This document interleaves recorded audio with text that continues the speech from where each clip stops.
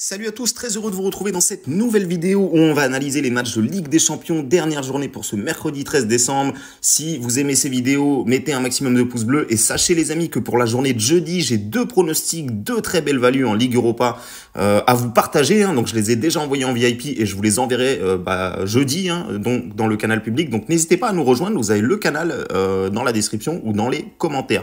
Donc les amis, on se projette sur cette dernière journée, il y a beaucoup de matchs où il n'y a pas forcément d'enjeu, donc on va analyser tout cela du mieux possible. On va commencer sur les deux matchs de 18h45. On a l'Étoile Rouge de Belgrade qui va recevoir Manchester City.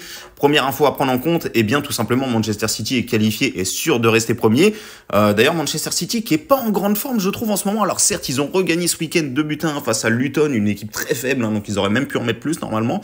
Et juste avant City quand même qui mine de rien se fait accrocher et n'a pas gagné en championnat depuis 4 matchs quand même. Donc c'est assez rare pour City d'enchaîner 4 matchs sans victoire en première ligue.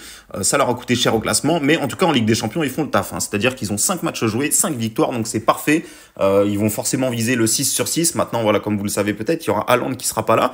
C'est un joueur tout simplement très important, si ce n'est le meilleur joueur de cette équipe. Donc offensivement pour City, on devrait s'attendre à ce qu'ils marquent moins de buts sans leur superstar.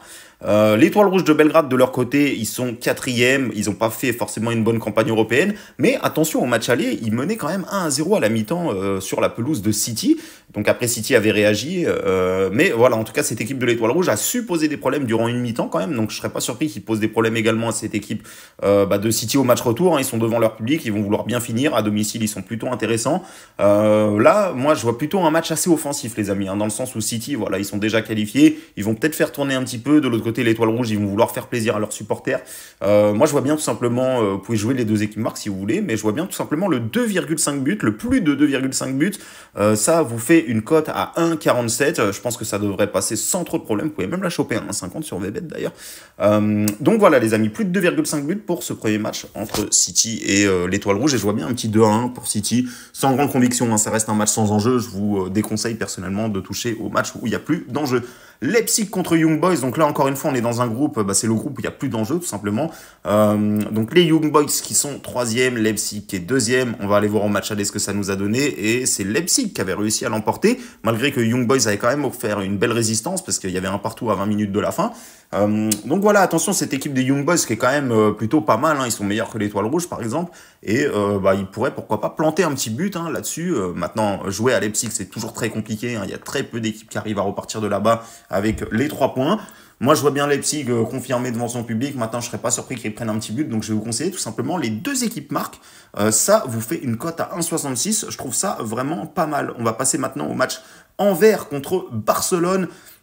Donc les amis, Barcelone qui a perdu ce week-end, incroyable match pour ceux qui ont suivi contre Gérone, incroyable cette équipe de Gérone surtout qui est premier du classement, mais bon bref, c'est pas l'objectif, c'est pas d'analyser le championnat espagnol. Voilà, donc le Barça qui a perdu à domicile, attention, maintenant le Barça a déjà fait le travail en Ligue des Champions, ils sont déjà qualifiés, mais voilà, ça va être l'objectif du Barça aussi, c'est de rebondir, c'est jamais bon pour le Barça d'enchaîner 2 défaites d'affilée, on sait qu'à chaque fois qu'ils ont enchaîné une défaite cette saison, il y a eu une victoire derrière. Maintenant attention, cette équipe de Antwerp, je m'en méfie un petit peu parce qu'ils ont toujours pas pris le moindre point. Ils vont forcément vouloir faire quelque chose devant leur public, devant leurs spectateurs, et moi je serais pas surpris qu'on ait une surprise dans le sens où le Barça pourrait faire tourner. Donc voilà, c'est encore une fois à prendre avec des pincettes, mais si le Barça fait tourner, pourquoi pas partir sur Anvers ou match nul qui retrouve une bonne dynamique, qui est sur 3 victoires consécutives et voilà, qui va recevoir à domicile où ils sont plutôt intéressants. Donc je serais pas surpris si le Barça fait tourner et qu'ils envoient pas mal de remplaçants, il y a peut-être un coup à jouer sur cette équipe de Antwerp. Donc je vais vous conseiller Antwerp pour match nul et un petit 1-0 pour les Belges. Voilà, encore une fois, je vous invite grandement à surveiller la composition d'équipe. On sait pas trop quelle équipe va aligner le Barça.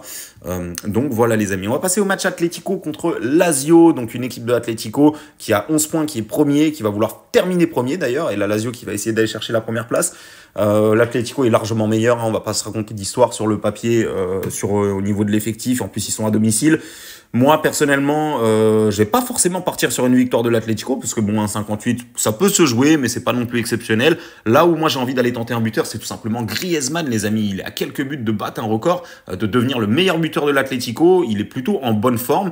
Moi, je pense que Griezmann aura clairement un coup à jouer sur ce match-là contre la Lazio. Je crois d'ailleurs, si je vous dis pas de bêtises, non, c'était pas contre la Lazio qu'il qu'il avait marqué, mais il a déjà marqué pas mal de buts en Ligue des Champions, les amis. Vous allez voir qu'il est quand même à 4 buts, donc voilà, hein, l'Atlético qui a joué 5 matchs, il a déjà inscrit 4 buts, donc c'est le meilleur buteur de l'Atlético dans cette phase de Ligue des Champions.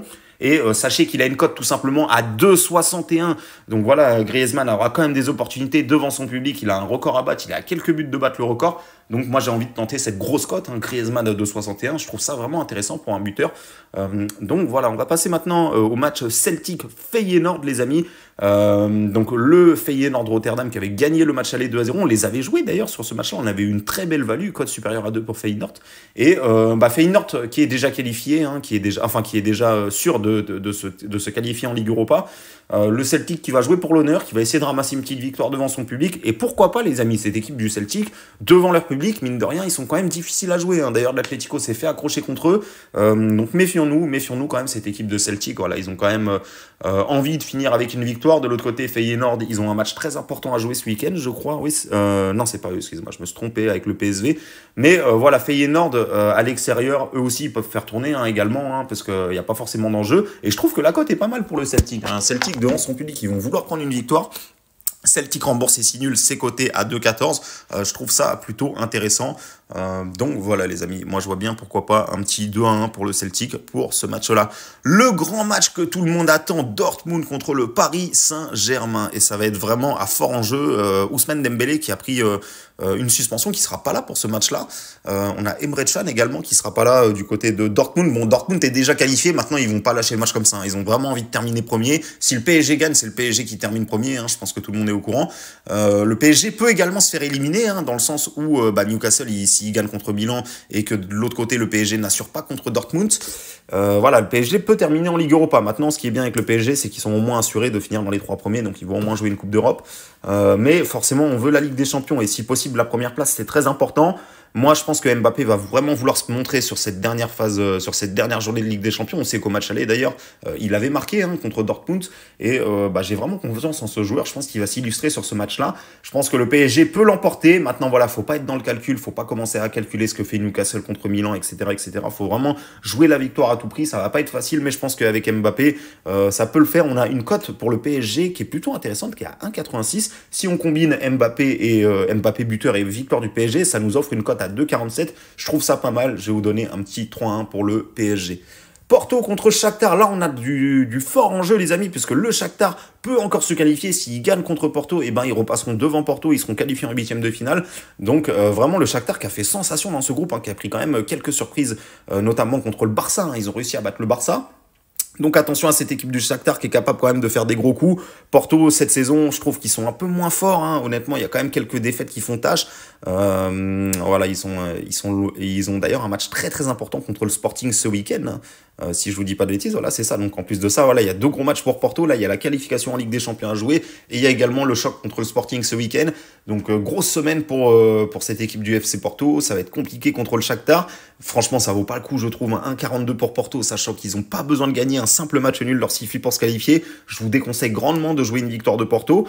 Le Shakhtar peut, pourquoi pas, créer la sensation. Hein. Je serais franchement pas surpris quand on voit le match héroïque qu'ils ont fait contre le Barça. S'ils mettent les mêmes ingrédients, ils peuvent poser de gros soucis à cette équipe de Porto. On a du 2,67 pour Shakhtar ou nul, sachant que le match nul qualifie Porto. Je trouve ça vraiment pas mal, les amis. Hein. Shakhtar, attention, ils n'ont pas dit leur dernier mot.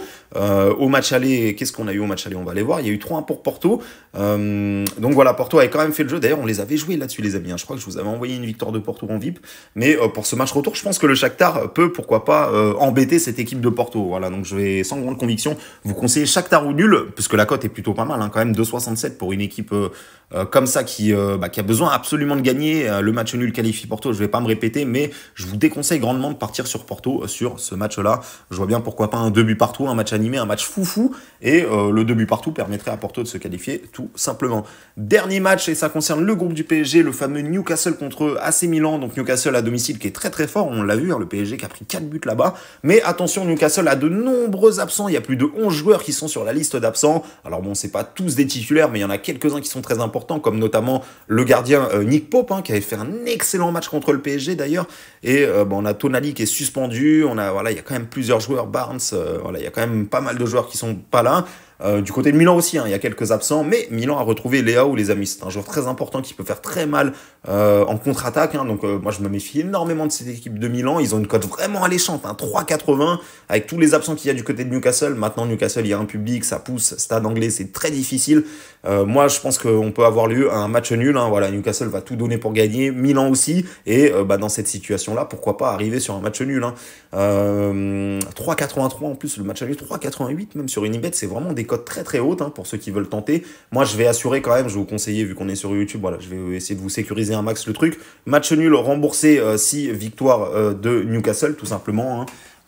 Je pense que c'est le plus intéressant à tenter dans le sens où, voilà, certes, Newcastle a beaucoup d'absents, mais ils sont quand même à domicile. Ils ont quand même, voilà, pas mal de choses, enfin, ils ont montré quand même pas mal de choses intéressantes dans cette phase de poule de Ligue des Champions. Le HNB est coté à 1,82. Je vois bien un petit 1 but partout. Maintenant, voilà, je pense pas que je vais parier sur ce match-là parce que pour moi, c'est trop serré, c'est trop indécis, je trouve, comme rencontre. Hein. Si Newcastle aurait tous ses titulaires qui seraient là, évidemment, on aurait pu partir sur une victoire de Newcastle, mais là, avec tous les absents qu'ils ont, ça me semble quand même assez compliqué. Donc, le HNB est coté à 1,82 et je vois bien pourquoi pas un petit 1 but partout entre ces deux formations, ce qui serait évidemment bénéfique pour le Paris Saint-Germain qui serait qualifié, peu importe ce qu'ils font contre Dortmund. Donc voilà les amis, on a analysé ces matchs de Ligue des Champions, c'était la dernière journée de Ligue des Champions. Sachez que pour jeudi, j'ai 2 pronostics que j'ai déjà envoyés en VIP, je vous les partagerai sur mon canal Telegram. Donc si vous voulez voir et encaisser avec nous, n'hésitez pas, vous pouvez retrouver le lien soit dans la description, soit dans les commentaires sous la vidéo. Donc voilà les amis, je vous souhaite à tous une bonne réussite dans vos pronostics et je vous dis à très vite pour une prochaine vidéo.